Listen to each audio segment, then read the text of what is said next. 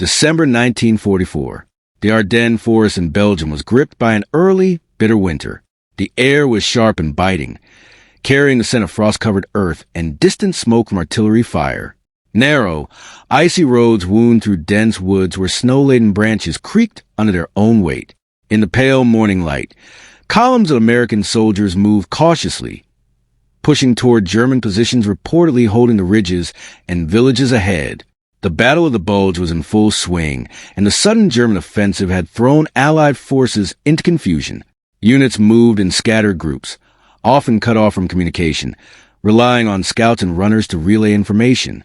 Among them was a battalion of the U.S. 3rd Infantry Division, commanded by Colonel Robert H., a veteran officer celebrated for his steady composure under fire.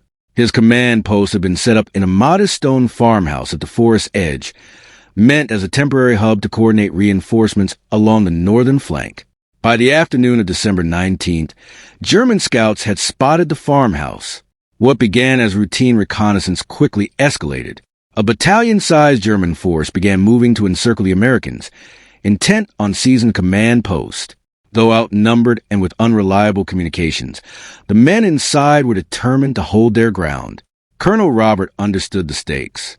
Reports from forward scouts were delayed, and the first radar warning arrived when a runner reported German troops advancing along the ridgeline. Maneuvering was no longer an option. It was a fight for survival. Inside the farmhouse, the colonel and his officers pored over maps, plotting defensive positions and contingency routes. The tension among the men was palpable. Some paced the confined rooms, others fortified windows and doorways. Outside, the snow-covered landscape seemed calm, yet the crunch of boots and distant artillery shots betrayed the looming threat. By late afternoon, German soldiers had established positions around the farmhouse, approaching from multiple directions with deliberate precision. Their objective was clear. The colonel and his men must surrender or be neutralized. The Americans could spot their dark silhouettes against the white snow, every movement clearly visible. Retreating without orders risked chaos and additional casualties. So Colonel Robert stood firm. He observed his anxious subordinates, noting the uncertainty that threatened morale, while remaining aware that the Germans were testing their resolve. A German officer advanced, attempting to demand surrender, signaling with a captured American flag. The Americans, rifles at the ready, waited cautiously. The colonel measured the moment, considering the value of his command, his men, and the broader tactical picture. Minutes stretched into tense hours as he weighed his options.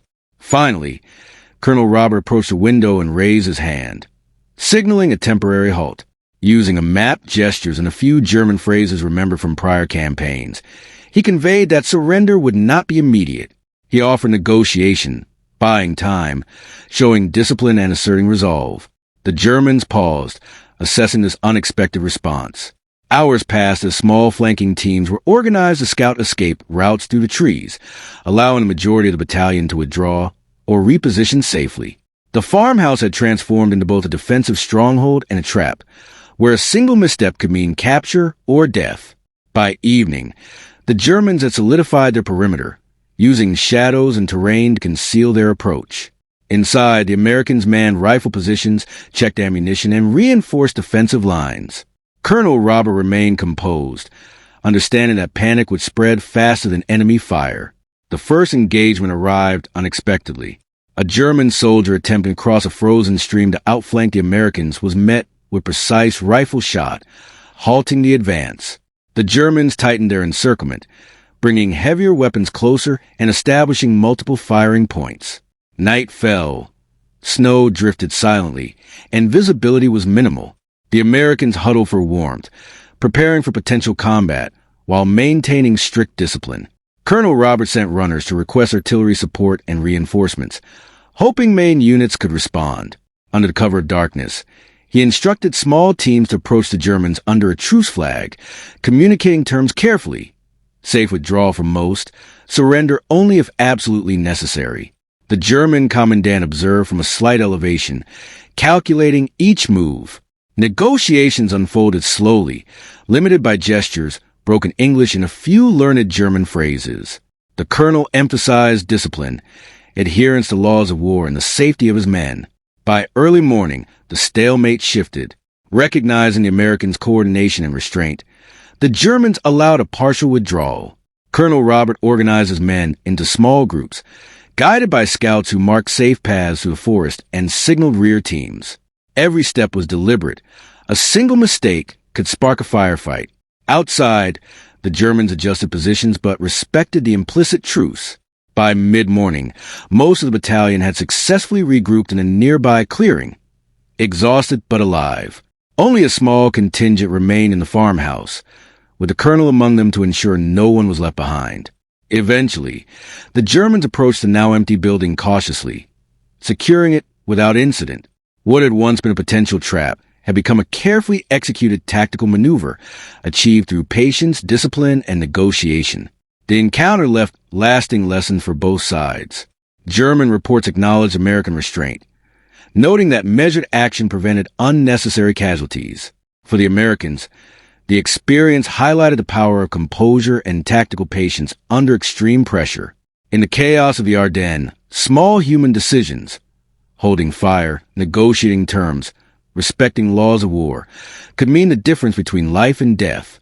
For Colonel Robert, leadership was reaffirmed as a combination of resolve, planning, and humanity, where protecting men and making thoughtful choices outweighed brute force. Decades later, soldiers recounted the tense standoff in diaries and letters, recalling not heroics but careful observation, strategic patience, and the small decisions that shaped the outcome. In the larger narrative of World War II, such moments rarely appear in official histories. Yet for those who lived them, the frozen roads, the standoff, and the eventual withdrawal became defining experiences, demonstrating that leadership in combat is tested not just by strategy or firepower, but by the ability to remain disciplined, safeguard lives, and act with deliberate courage under extreme pressure.